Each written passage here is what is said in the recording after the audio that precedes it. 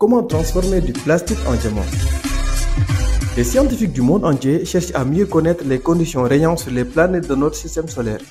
Ainsi, ils ont remarqué que sur Neptune ou Uranus, la pluie n'avait parfois rien à voir avec ce qu'elle est sur Terre. Sur ces géantes de glace, en effet, il pleut parfois des diamants.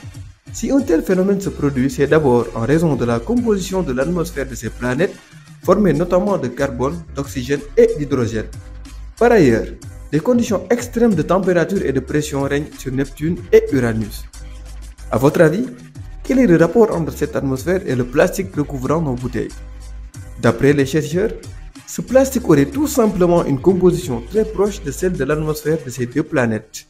D'où l'idée d'obtenir des diamants à partir de ce plastique.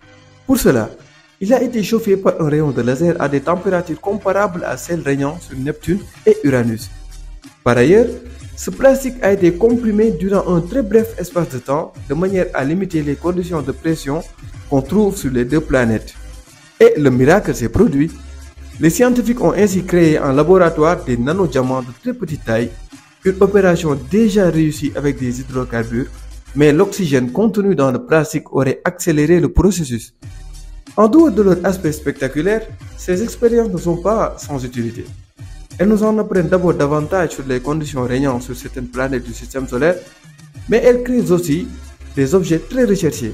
En effet, ces nanodiamants qui se signalent par leur dureté sont très utilisés pour polir ou couper des surfaces. Et ces objets ont aussi leur emploi dans le secteur médical. On s'en sert pour la fabrication de produits utilisés dans le domaine de l'imagerie médicale. Et cette manière de produire des nanodiamants semble plus satisfaisante que l'utilisation d'explosifs qui permet elle aussi de créer ces petites pierres.